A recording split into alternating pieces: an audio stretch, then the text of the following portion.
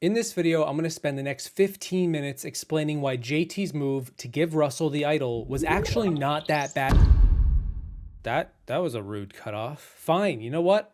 I'll save it for another time. The world just isn't ready to hear it. Internets, riddle me this. Is the player who wins the season the best player of the season? The most deserving? The most flawless of them all? If you go on Survivor and you win the game, should you have regrets? Should you need to go back and change anything you just did? Nobody is perfect, but we're all perfectly willing to try to be, and even champions make mistakes and start fires, or at least they could have been fires if they had backfired with their mistakes, but they didn't. Let's talk about those moments anyway. The first move by a winner on this list that did not backfire, but I still don't like it, is from Bob on season 17 Gabon. And really, I feel like I could go in a lot of directions with Bob and this video topic. Does anyone want to guess which dumb move I'm talking about? Now, I have given Bob a lot of praise for his fake idol making and how crafty and creative he was in assembling that piece of modern art.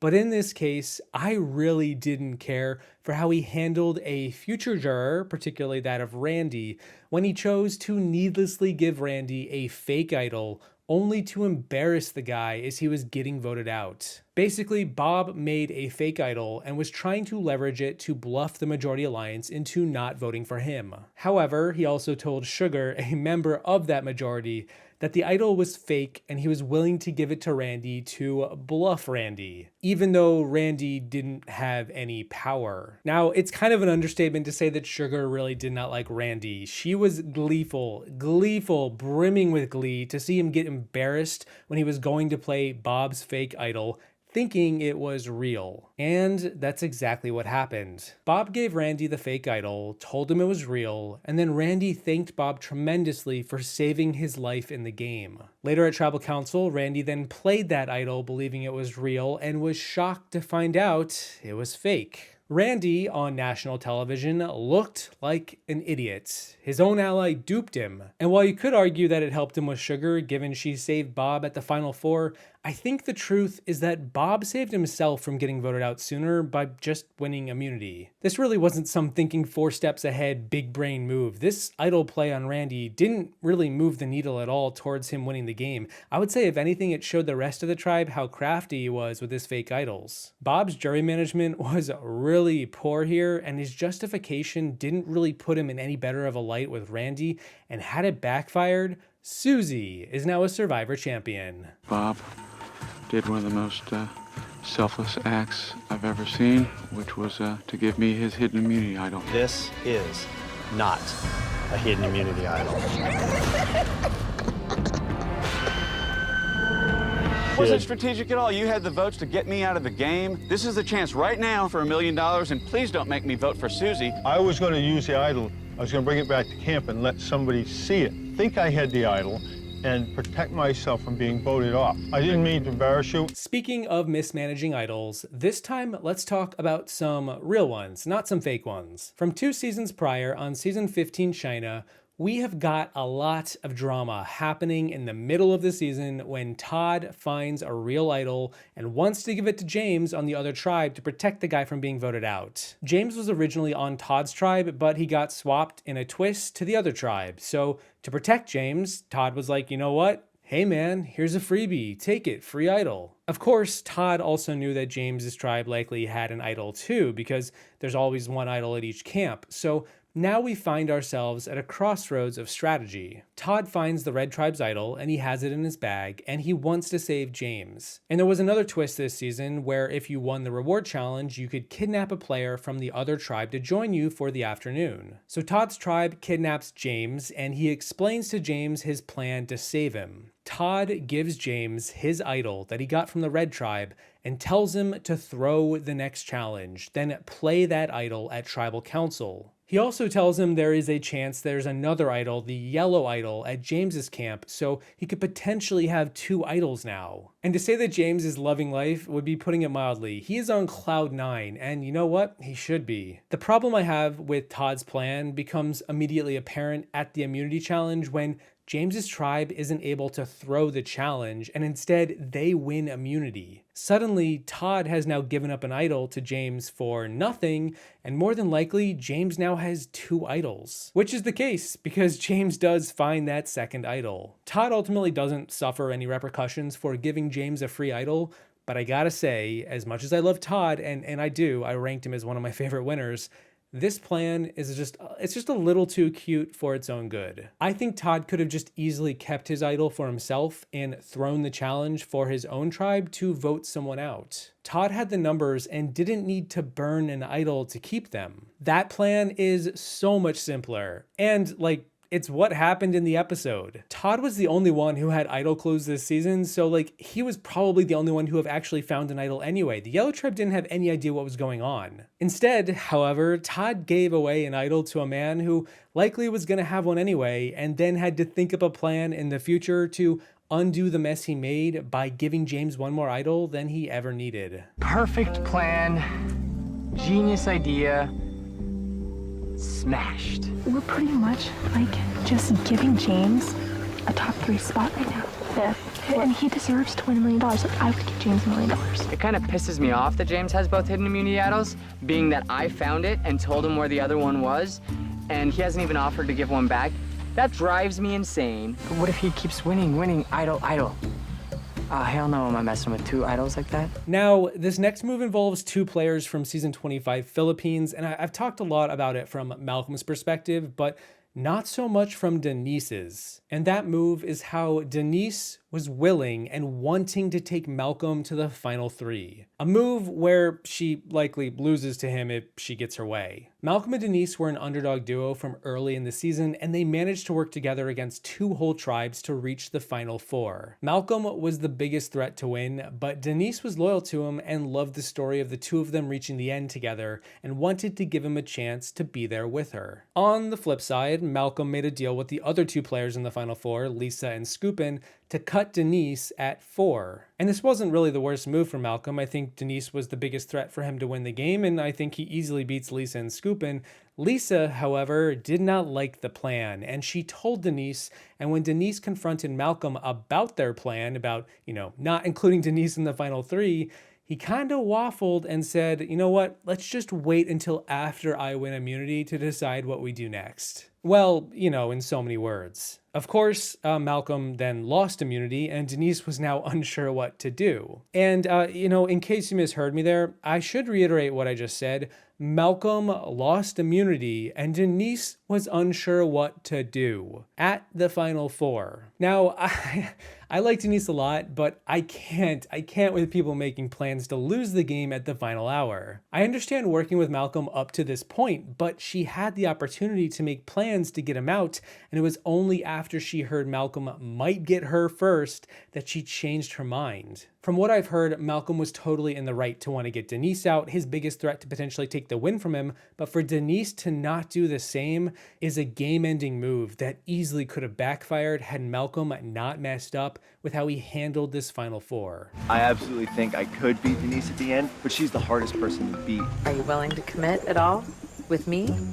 Or at the very least, make it a tie? But we do need to solidify 3 somehow. Yeah. I'll make my proposal for me, because that's who I want. I want to be in that final 3. I've tried to approach Malcolm about going to the final 3 together, and he's just very hesitant to make any kind of commitment. This is kind of scramble time, and I need to figure out a plan and figure it out fast. I'm getting flashbacks to Penner. Malcolm, are you able to make any commitment for final 3?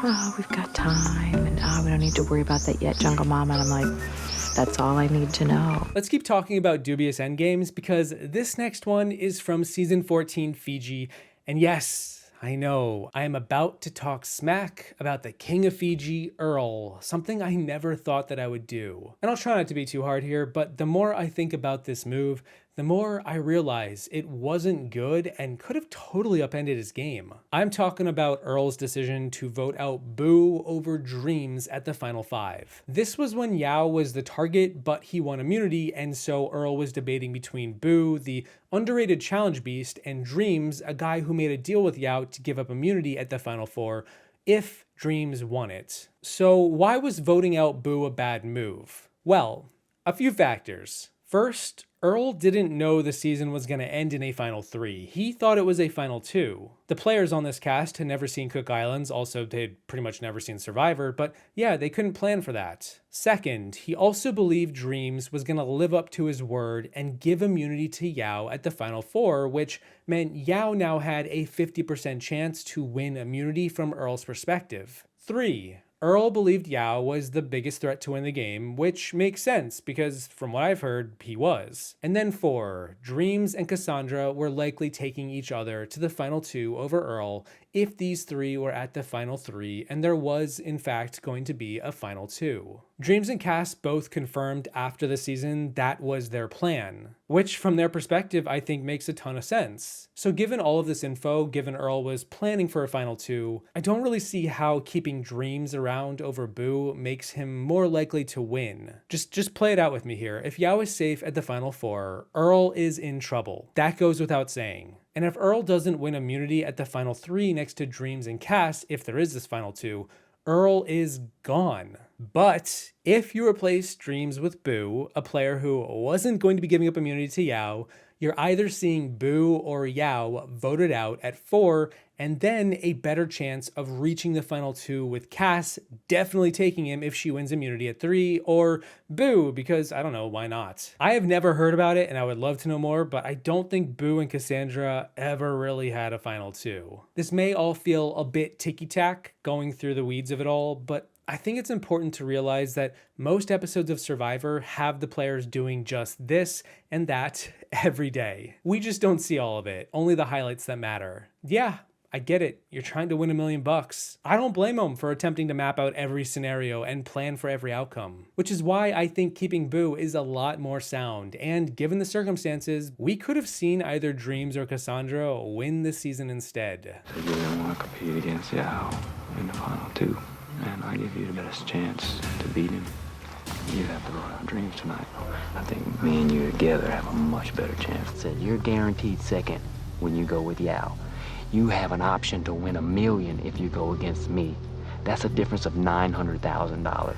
I'm always puzzled at this point. Boo proposed to vote out Dreams. That would just be the smart thing for me to do. Everybody would want to go against Boo. You know, I'd rather go against Boo or Cassandra than go against Dreams or Yao-Man. Do you think Dreams will live up to his dues next time?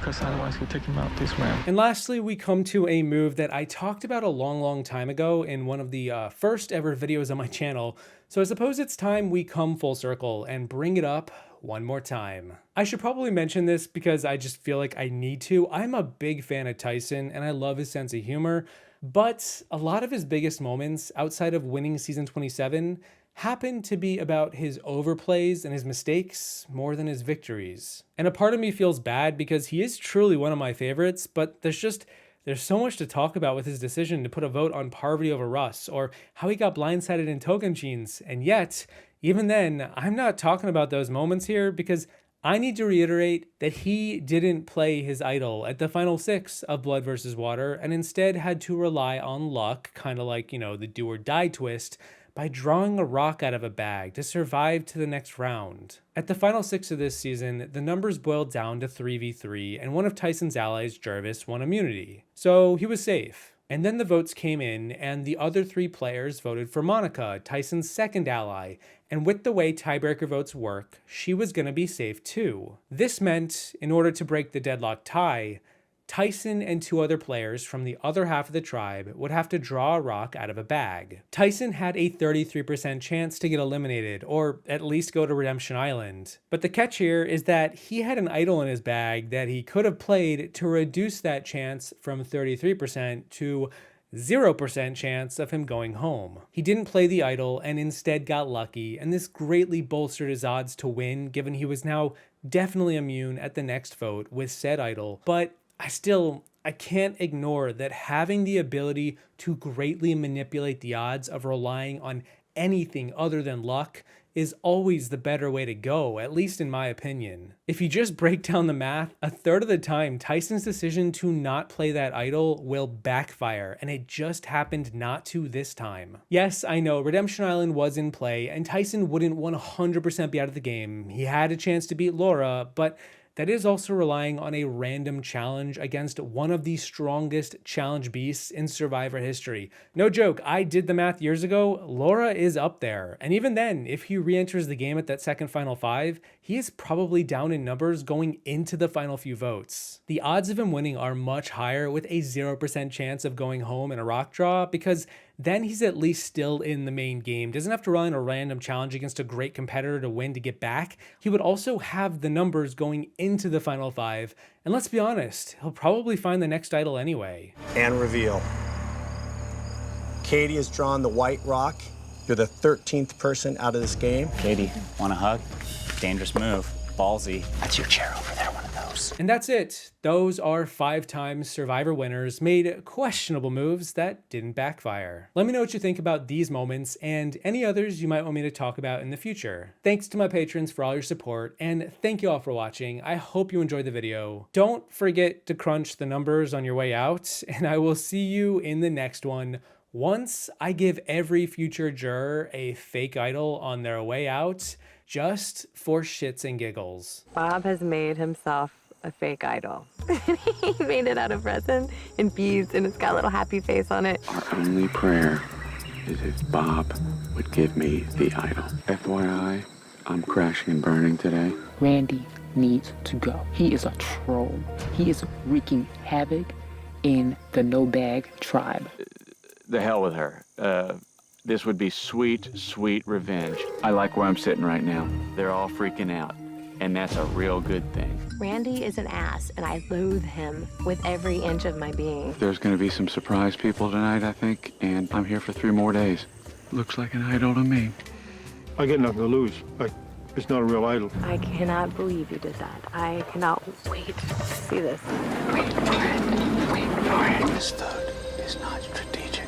It's strictly personal. This is not a hidden immunity idol. Being voted out by these bozos is probably one of the best accolades anyone could get. The hell with these frickin' people.